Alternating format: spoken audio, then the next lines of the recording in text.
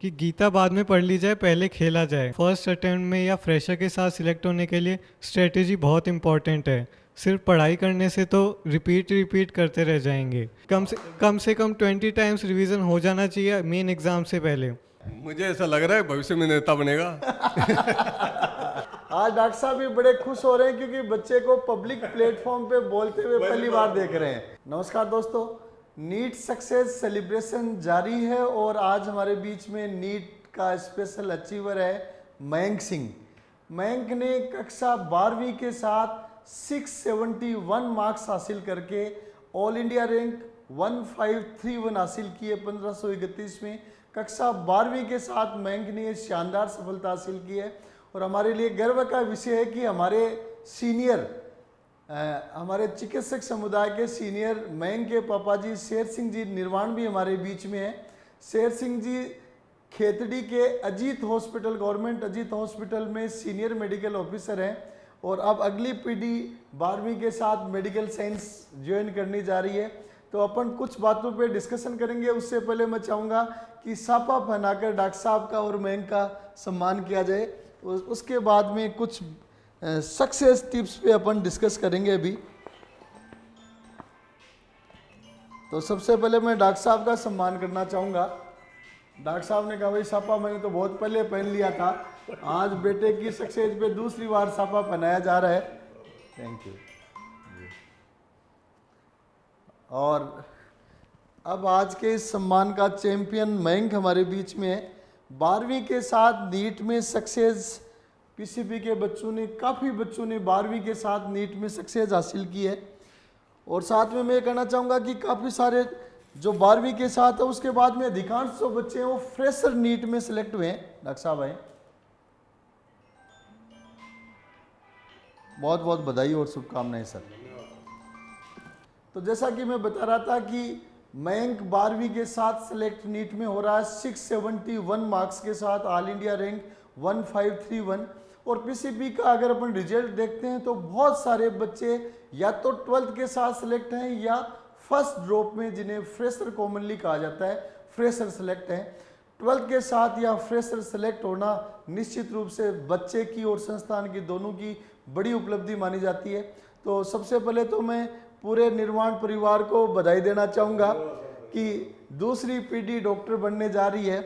मयंक ने खेतड़ी के Sophia school से 10th की, 11th 12th foundation course PCP Pipradi road campus से किया। मम्मी जी एकता कंवर का भी बहुत ही बेहतरीन रोल रहा है कि मम्मी जी ने साथ रहकर बच्चों को पढ़ाया और आज बेटे को मम्मी जी डॉक्टर के रूप में देख रहे हैं। तो मयंक, सबसे पहले तो आप अपने नीट की जो सक्सेस 12वीं के साथ है उसके बाद में कैसा महसूस कर रहे हैं ये बताएं, इस माइक पे बताएं आप। सबसे पहले तो मैं अपने माँ बाप को, अपने शिक्षकों को और इस संस्थान को धन्यवाद देना चाहूँगा जिन्होंने मुझे 12वीं के साथ ही सिलेक्ट होने के लिए पहले विश्वास जगाया। और 12 सितंबर को बहुत मेरा अच्छा पेपर गया था, मेरा बहुत जितना अनुमान था उससे भी अधिक स्कोर आया। इसके लिए मैं संस्थान को और माँ बाप को बहुत धन्यवाद देना चाहूँगा। Thank you Mayank, thank you. Next question Mayank ये है कि जब आप 11वीं क्लास में पीसीपी में आए थे, अभी डॉक्टर साहब से मेरी चर्चा हो रही थी, कई संस्थानों की चर्चा सुनी, फिर पीसीपी में आपने ज्वाइन किया। 11वीं में जब ज्वाइन किया था उस दिन और आज के दिन में कितना क्या फ़र्क नोट कर रहे हैं? उस टाइम क्या सोचा था, कब तक डॉक्टर बन जाएंगे, और आज के दिन क्या स्थिति है? उस टाइम हमारे लिए नीट एग्ज़ाम बिल्कुल नया नया था, हमें ज़्यादा कुछ पता नहीं था कि नीट में कितने साल लग जाते हैं। हमारे आसपास वाले कोई 3rd अटैम्प्ट थे, कोई 4th अटैम्प्ट थे, बिल्कुल बहुत ही कम लोग थे जिन्होंने 12वीं के साथ ही इस एग्ज़ाम को क्लियर किया था। जब मैं पीसीपी ज्वाइन किया, मुझे यहाँ की सबसे बढ़िया बात ये लगी कि यहाँ पे डाउट क्लियरिंग्स बहुत अच्छे से होता है। यहाँ पे फुल टाइम फैकल्टी अवेलेबल रहती है, कितने भी डाउट पूछ सकते हैं, वही डाउट बार बार भी पूछ सकते हैं, वो भी एकदम ही पेशेंटली डील करते हैं वो। और 2 साल यहाँ पे तैयारी करने के बाद बीच में कोविड की महामारी भी आ गई, उसमें पीसीपी ऐप ने भी हमारा बहुत साथ दिया। ऑनलाइन क्लासेस भी होती थी, ऑनलाइन डाउट क्लियरेंस भी होता था। जी, तो अगला क्वेश्चन मैं डॉक्टर साहब से करना चाहूँगा। डॉक्टर साहब बेटे को बोलते हुए पहली बार सुनकर कह रहे हैं, बेटा अच्छा बोलता है। निश्चित रूप से डॉक्टर साहब लंबी परवरिश आपने की है जिसकी बदौलत बेटा ऐसा बोलने लगा है। फिर मैं अगला क्वेश्चन डॉक्टर साहब से ही करना चाहूँगा।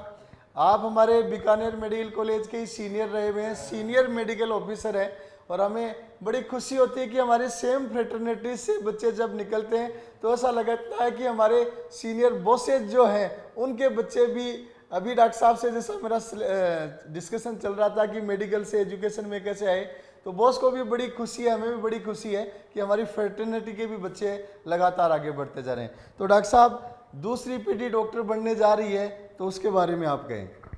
मैं ये चाहता हूँ कि ये सुपर स्पेशलाइजेशन करे जी और पब्लिक की सेवा करे। जी जी डॉक्टर साहब बहुत बढ़िया बात आपने जैसा कि कहा, बेटा सुपर स्पेशलाइजेशन में जाए, और आजकल सुपर स्पेशलाइजेशन का ट्रेंड हो गया है। तो डॉक्टर साहब बेटा बारी के साथ सिलेक्ट हो गया, आपके मेडिकल के लोग भी बधाइयाँ दे रहे होंगे, चारों तरफ से आप सीनियर मेडिकल ऑफिसर हैं, सब लोग आपको खेतड़ी एरिया में जानते हैं, तो कैसा महसूस कर रहे हैं आप? मैं बहुत अच्छा महसूस कर रहा हूँ। जी जी तो बेटे ने जब बारी के साथ सक्सेस हासिल की है, अपने समय तो तैयारी का कोचिंगों की सुविधा नहीं थी, दौर अलग था, उस समय पढ़ाई करना भी बहुत मुश्किल था, उस टाइम तो शायद 12वीं के साथ के बारे में सोचा ही नहीं करते थे। बिल्कुल जी क्या मानना, उस समय क्या रहता था 12वीं के साथ टारगेट पूरा होने की? मुश्किल से सेकंड ईयर में हो जाता था। जी जी कॉलेज के साथ साथ तैयारी चलती तैयारी थी। चलती थी हमारी, तो हमें तो पता भी नहीं चलता था कि कौन सा सिलेबस था। कई बार लाइब्रेरी से लेना पड़ता था, यार ये टॉपिक मिल नहीं रहा। जी जी ये जी तो अगला क्वेश्चन फिर मैं मयंक की तरफ आना चाहूँगा। मयंक आप अपनी सक्सेस स्टोरी गढ़ चुके हैं, और आज के दिन आप जो बोलेंगे उससे बच्चे बहुत प्रेरित होंगे और बच्चे जानना भी चाहेंगे।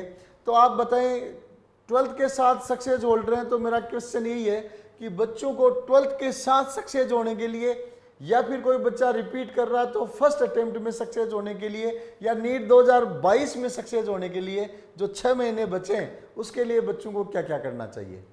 सबसे पहले तो मैं यही कहना चाहूँगा, फर्स्ट अटेम्प्ट में या फ्रेशर के साथ सिलेक्ट होने के लिए स्ट्रेटेजी बहुत इंपॉर्टेंट है। सिर्फ पढ़ाई करने से तो रिपीट करते रह जाएंगे। स्ट्रेटेजी में सबसे पहले आता है सब्जेक्ट वाइज स्ट्रेटेजी। फिज़िक्स में सबसे पहले जो क्लास नोट्स होते हैं, उनके बाद घर जाके अपने खुद की लैंग्वेज में उसको कन्वर्ट करके खुद के नोट्स बनाएं। उसमें एनसीईआरटी और कोचिंग मॉड्यूल अगर अवेलेबल हो तो, नहीं तो किसी अच्छी बुक का रेफरेंस लेके उसमें क्वेश्चंस डालें, उसमें हाईलाइट करें इंपॉर्टेंट पॉइंट्स, और बुकमार्क लगाएं कि ये चीज़ें मेरे को बार बार रिवाइज़ करनी पड़ती हैं, और टेस्ट से पहले पूरा रिवाइज़ नहीं करें, वही रिवाइज़ करें जो आप बार बार भूल जाते हैं, आपको बार बार रिवीजन की ज़रूरत है। और मैं यही कहना चाहूँगा कि है ना, कम से कम 20 टाइम्स रिवीजन हो जाना चाहिए मेन एग्ज़ाम से पहले, और जितने टेस्ट हो सकें वो दें, एक भी टेस्ट मिस नहीं करें। और कंसिस्टेंसी इस एग्ज़ाम में बहुत इंपॉर्टेंट है। अपनी हेल्थ को अच्छे से मेंटेन रखें।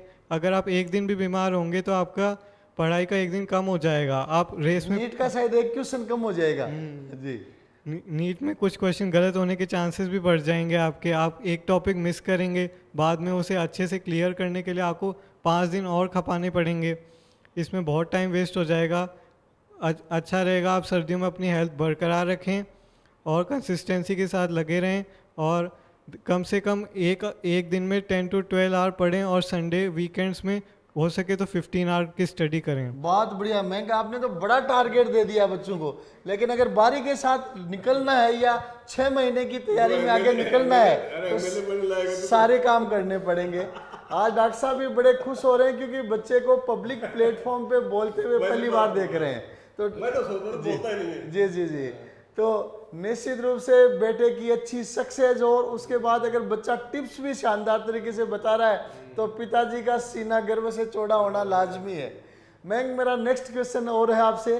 अभी डिस्कशन में सामने आया कि आप नीट की तैयारी के दौरान तो आपको समय नहीं मिला, लेकिन बास्केटबॉल क्रिकेट के खिलाड़ी भी रहे हुए हैं। तो खेल को अगर अपन बच्चों के डेली रूटीन से जोड़ना चाहें तो आप क्या कहना चाहेंगे, क्या मैसेज देना चाहेंगे? खेल में सबसे पहले तो यही कहना चाहेंगे कि हमारे देश में स्वामी विवेकानंद जी हुए थे, उन्होंने कहा था कि गीता बाद में पढ़ ली जाए, पहले खेला जाए।